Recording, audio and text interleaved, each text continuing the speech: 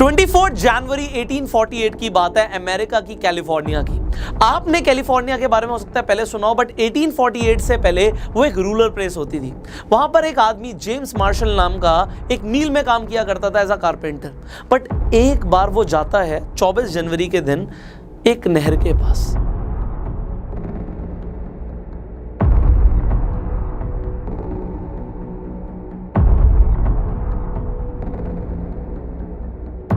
और नहर में पानी के अंदर उसे एक चमचमाता हुआ पत्थर दिखता है। वो पत्थर को हाथ में उठाता है।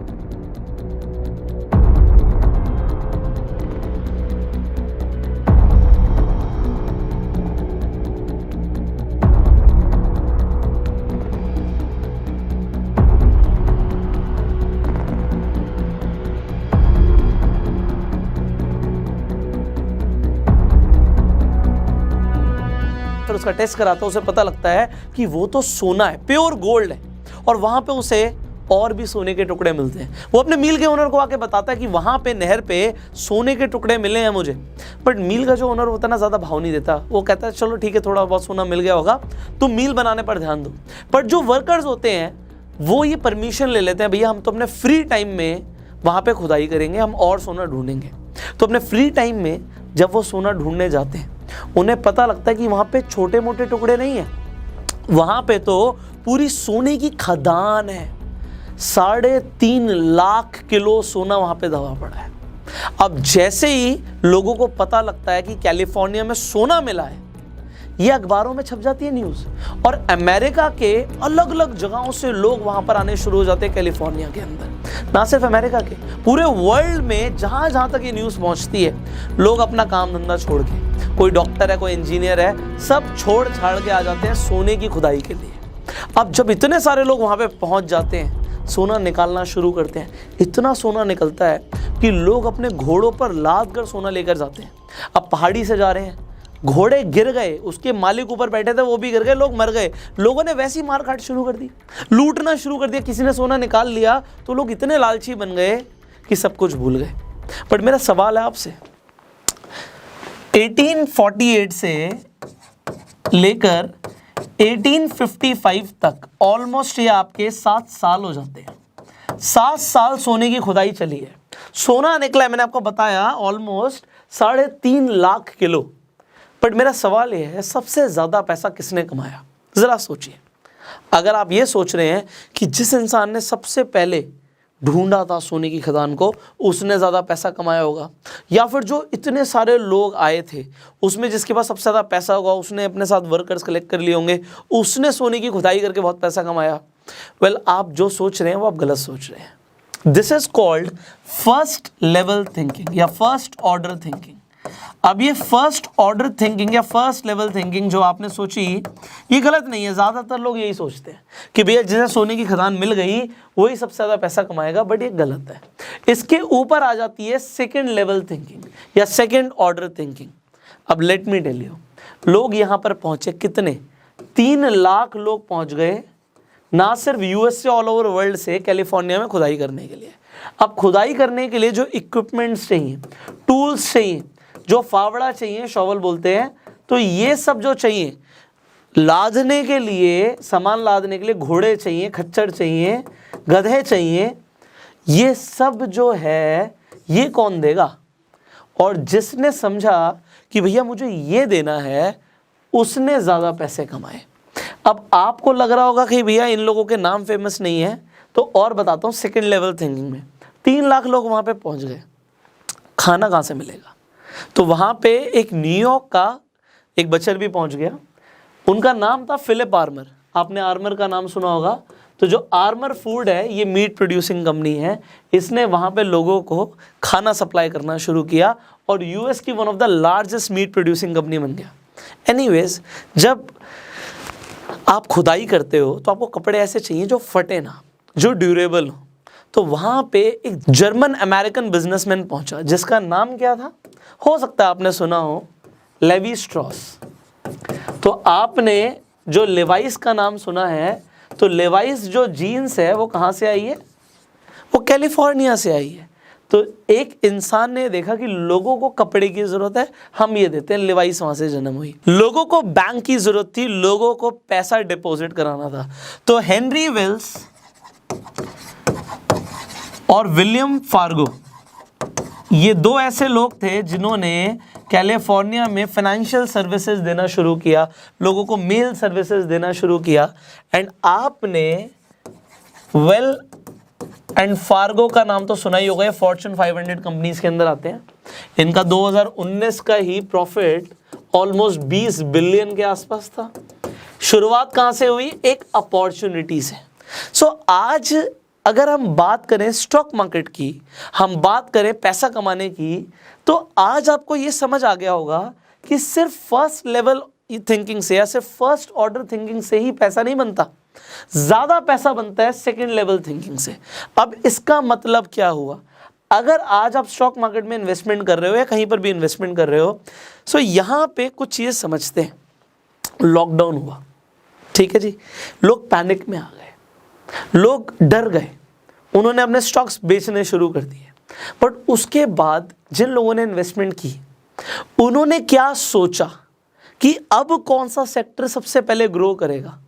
अगर हेल्थ केयर के अंदर, फार्मास्यूटिकल के अंदर आपको लगा कि पैसा लगाना चाहिए, आपको लगा पैसा लगाना चाहिए, और लोगों को लगा कि पैसा नहीं लगाना चाहिए, अभी तो हमें कहीं नहीं लगाना चाहिए, बट आपने उसे जल्दी आइडेंटिफाई कर लिया और उस सेक्टर की कंपनीज या उस सेक्टर के अंदर जो भी बड़े ऑर्गेनाइजेशंस थे वो बहुत तेजी से ग्रो कर गए उस टाइम पीरियड के बाद, तो आपको बहुत जबरदस्त हाई प्रॉफिट्स हुए, बहुत जबरदस्त प्रॉफिट्स हुए।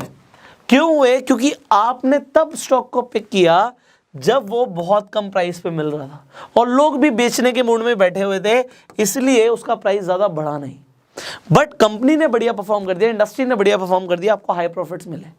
ये सोचना होता है। एग्जाम्पल मान लेते हैं आने वाले टाइम के अंदर आपको लगता है कि भैया इलेक्ट्रिक व्हीकल्स ही चलेंगे, तो इलेक्ट्रिक व्हीकल्स चलेंगे, आपको ऐसा लगता है।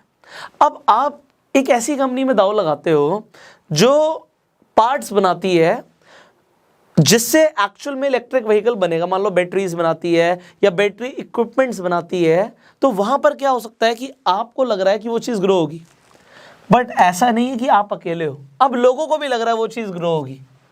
एंड मान लेते हैं वो सच में ग्रो हो जाती है, वो कंपनियां, वो इंडस्ट्री सच में ग्रो हो जाती है। अब इस केस में और इस केस में क्या फर्क है, ऐसा समझो। इस केस में लोगों को नहीं लग रहा था, लोग डरे हुए थे, बट इस केस में लोगों को भी लग रहा है। तो जब लोगों को लगता है तो लोग इन्वेस्टमेंट डाल देते हैं, वो प्राइस को वैसे ही बहुत ज्यादा बढ़ा देते हैं।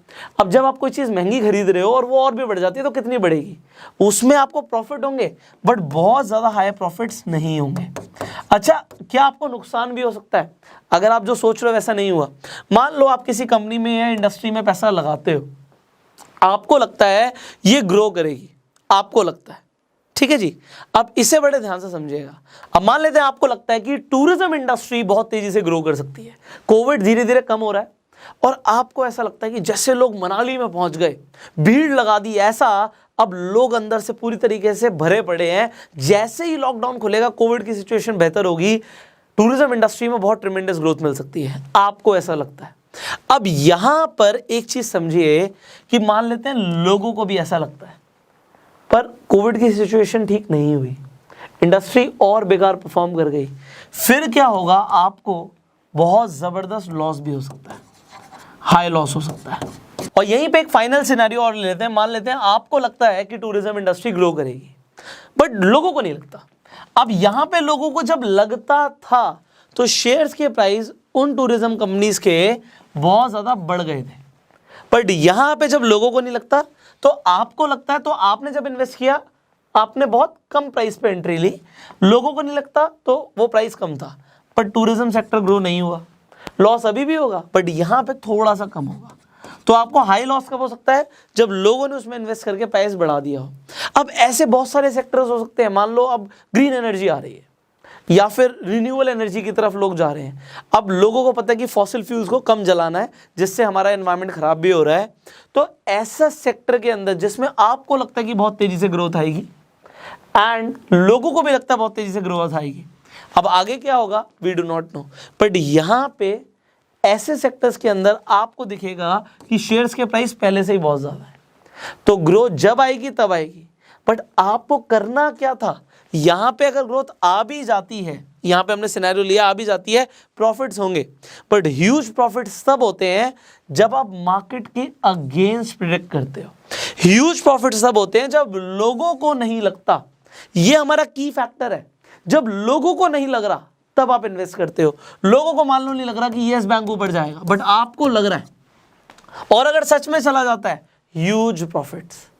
Are you getting it? मैं एग्जांपल ले रहा हूं, स्टॉक रिकमेंडेशन नहीं है, बट फाइनली आपको जो टिप देनी है मुझे देनी है, आपको प्रेडिक्ट करना है। अगर आपको पैसा ज्यादा कमाना है, आपको प्रेडिक्ट जरूर करना है कि होने क्या वाला है, बट इसमें सिर्फ फर्स्ट लेवल थिंकिंग नहीं, सेकेंड लेवल थिंकिंग पे जाओ, थर्ड लेवल थिंकिंग पे जाओ कि अगर कल को मान लो एक स्टॉक ग्रो कर रहा है, उसके पीछे जो कंपनी है वो क्यों ग्रो कर रही है, और उसमें ग्रो करेगी तो उसमें क्या फैक्टर्स इन्वॉल्व होंगे। एक एग्जांपल और ले लेते हैं, मान लेते हैं आपको लगता है कि भैया इलेक्ट्रिक व्हीकल्स फ्यूचर है, तो आज जो कंपनीज इलेक्ट्रिक व्हीकल्स बना रही हैं आप उसके स्टॉक खरीद सकते हो, बट कल को जो जनरल कंपनीज है, मान लेते हैं आपकी मारुति सुजुकी, अभी एक भी गाड़ी नहीं है मारुति की इलेक्ट्रिक, बट मान लो मारुति इलेक्ट्रिक गाड़ियां बनाना शुरू करती है, तो अब क्या होगा। आपको लग रहा है कि मारुति इलेक्ट्रिक व्हीकल्स बनाएगी तो शायद मारुति का स्टॉक प्राइस ऊपर जाएगा।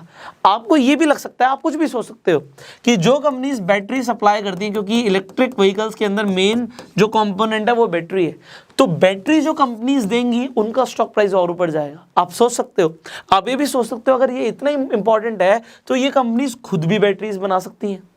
आपको दिमाग लगाना पड़ेगा। देखो वॉरेन बफे, चार्ली मंगर, जो इतने बड़े इन्वेस्टर्स हैं ना, ये पूरे साल में अगर 2-3 कंपनीज भी ढंग की ढूंढ लेते हैं ना जिनमें उन्हें पैसा लगाना है, तो सोचते हैं बहुत बढ़िया हो गया।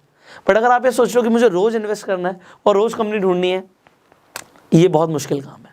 सो आपको दिमाग जरूर लगाना पड़ेगा, सेकंड लेवल थिंकिंग पे जाना पड़ेगा, एंड देन आप ऐसी कंपनीज ढूंढोगे जो मल्टी बैगर होंगी, बट पहले प्रेडिक्ट करना है।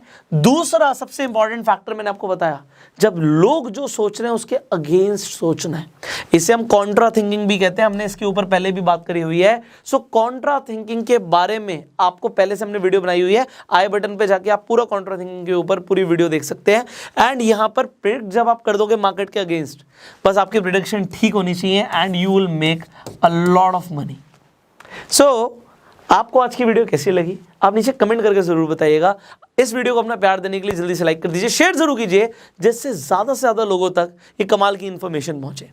फाइनली अगर आपको स्टॉक मार्केट में इन्वेस्ट करना है तो आपको अपना एक डीमेट अकाउंट चाहिए होता है। इस वीडियो के डिस्क्रिप्शन और कमेंट बॉक्स में लिंक है, जिस पे क्लिक करके सिंपल स्टेप्स को फॉलो करके आप अपना डीमेट अकाउंट खुलवा सकते हैं। तो आज ही अपना डीमेट अकाउंट खुलवा लीजिए, जिससे आप शेयर मार्केट के अंदर इन्वेस्ट कर सकें, ट्रेड कर सकें एंड अच्छे डिसीजंस ले सकें। फाइनली इस वीडियो को अगर आप देख रहे हैं यूट्यूब पे तो सब्सक्राइब कीजिए, बेल आइकन पे क्लिक कीजिए, एंड फेसबुक पे देख रहे हैं तो फॉलो कीजिए। I will see you in the next video. Till that time you share this video and go self made.